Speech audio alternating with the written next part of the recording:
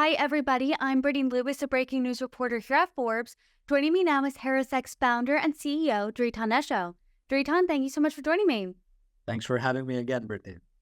We're sitting here on a historic day, the day after Election Day, and Donald Trump won the presidency pretty decisively.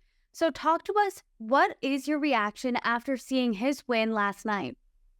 Well, there's several early conclusions, which are very important conclusions that explain Trump's victory.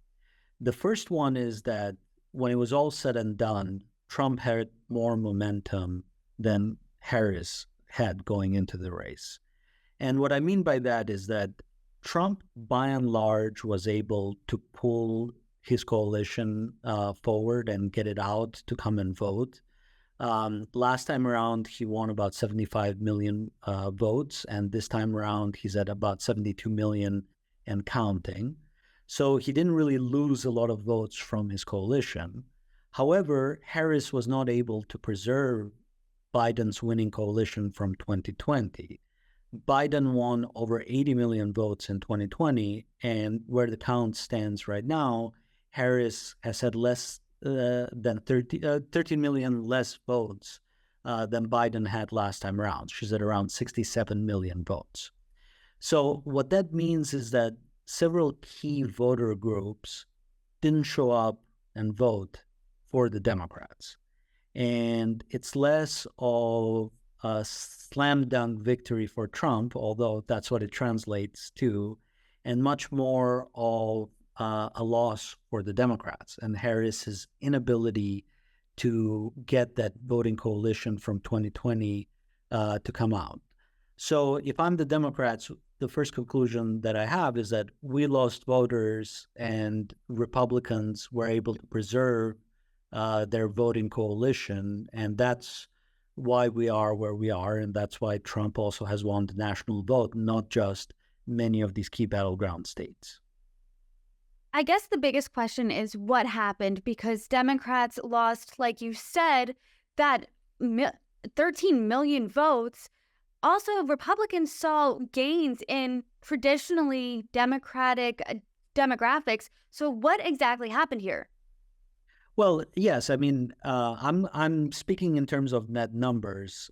Trump outperformed himself in many rural areas and districts compared to last time around. So the districts that were already leaning for Trump leaned for Trump even more heavily this time around. And I would say that there's basically several sort of shifts which are important. The first shift at a very high level is that in modern American politics, you cannot win the White House unless you win a series of key states in the Sun Belt and in the Rust Belt. These states are Arizona, Nevada, Georgia, North Carolina, and then in the Rust Belt, Pennsylvania, Michigan, and Wisconsin. Biden won 6 out of 7 of these states. Today, Trump seems to be sweeping all 7 of those states and winning them over Harris. So at the highest level possible, the turnout just wasn't there for Vice President Harris within these key battleground states, and that's why the election was able to be called so early. But there's also key voter groups that didn't turn up for her and or have left the coalition, the Democratic coalition that Biden had. The first one, and this is really a surprise group, is voters under 30. Harris won voters under 30 by only 8 percentage points to Trump. Biden won this group by over 21 percentage points. So young voters, and especially young men, either they went for Trump or they didn't show up to vote for Harris. And in general, the gender gap was quite staggering, depending on which exit poll you look at. And there's 2 exit polls that are conducted in the United States by different media consortiums. Trump won men by 10 and Harris won women by 10 on the low end. But really the one that's most interesting is one that says Harris won women by 8 points. And that was a decline from Biden's win women by 15 points last time around. whereas Trump actually won men by 13 points in 2024, and that was an increase from the last time around in 2020 when he won men by about 8 points. So it also seems like in the battle of the genders, men came out to vote for Trump, at least in one of the exit polls, more convincingly. And that mattered, especially when it comes to younger men votes. And then the last group, which I'll call out, or the two last groups, which I'll call out, is Hispanic voters. Trump performed very well with Hispanics in the mid 40s, and the count is still growing. So when it's all said and done, he might actually have overperformed George Bush's 45% with Hispanics from 2004, which is widely credited to pushing him through to re-election in 2004. Trump might actually get higher than 45% on the Hispanic vote.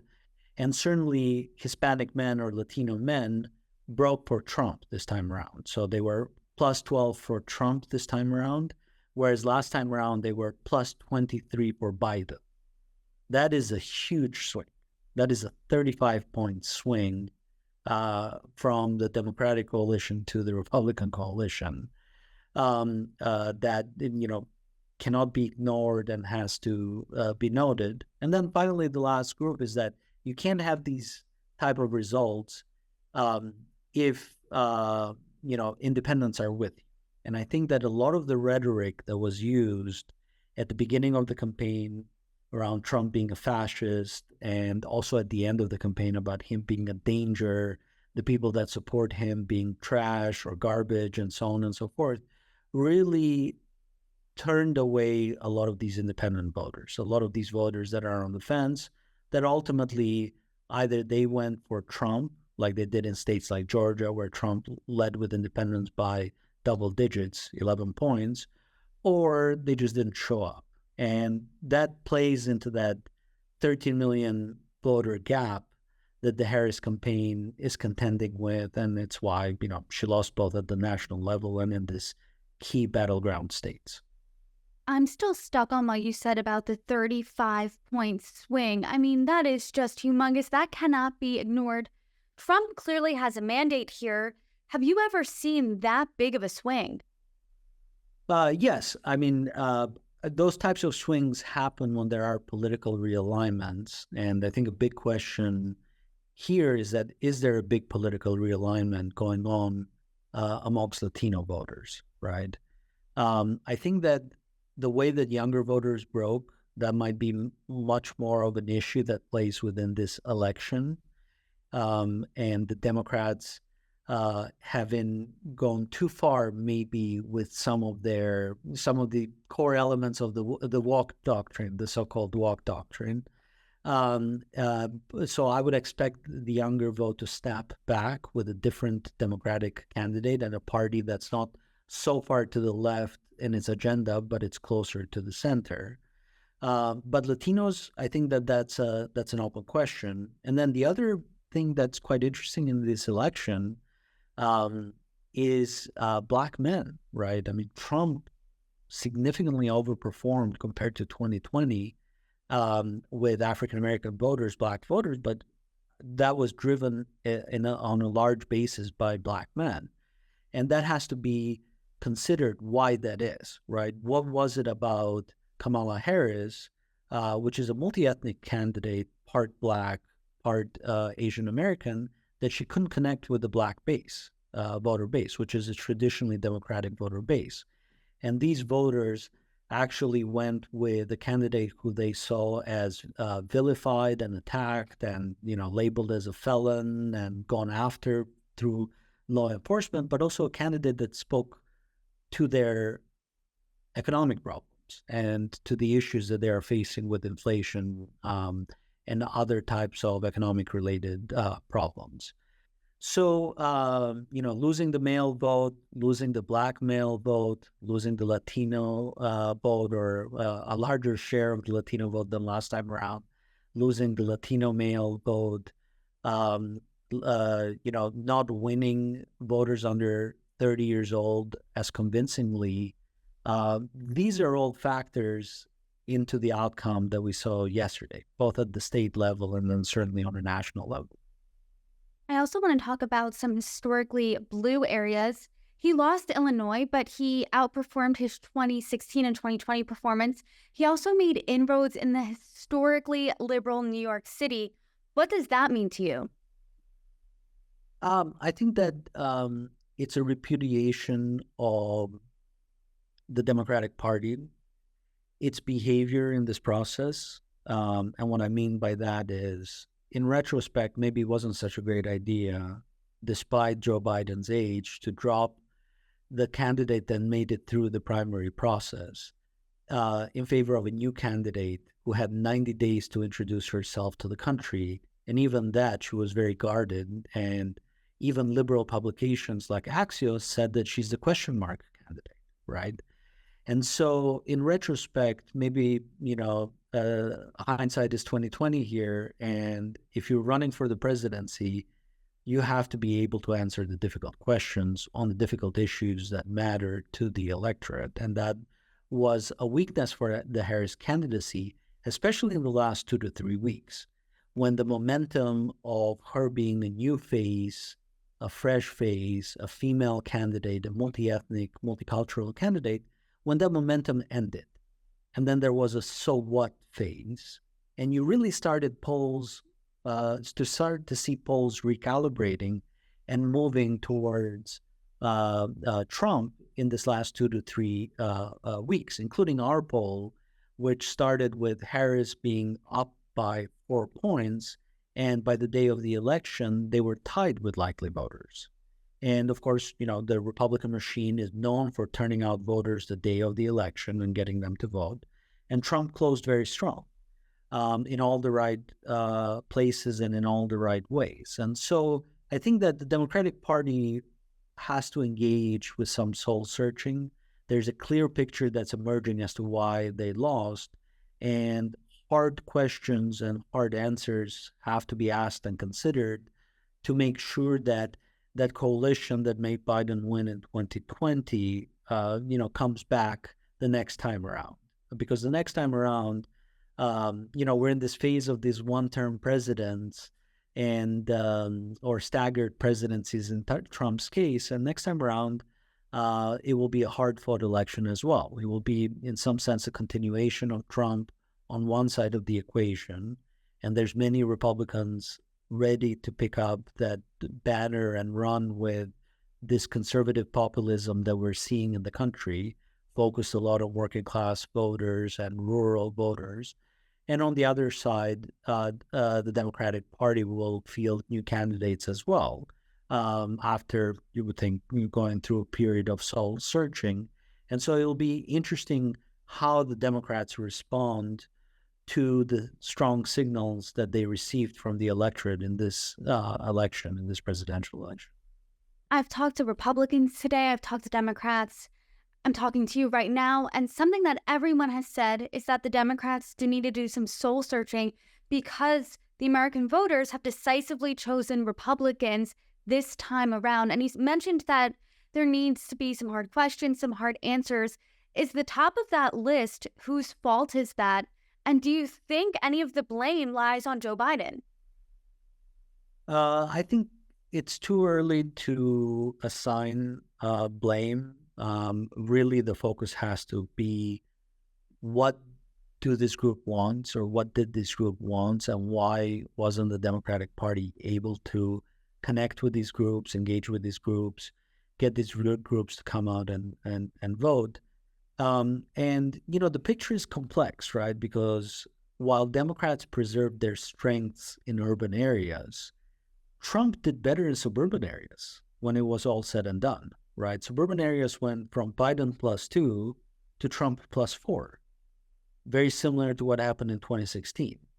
And rural areas went from, Trump +27 in 2016 to Trump +15 in 2020 to now Trump +30. So he regained power in these rural areas.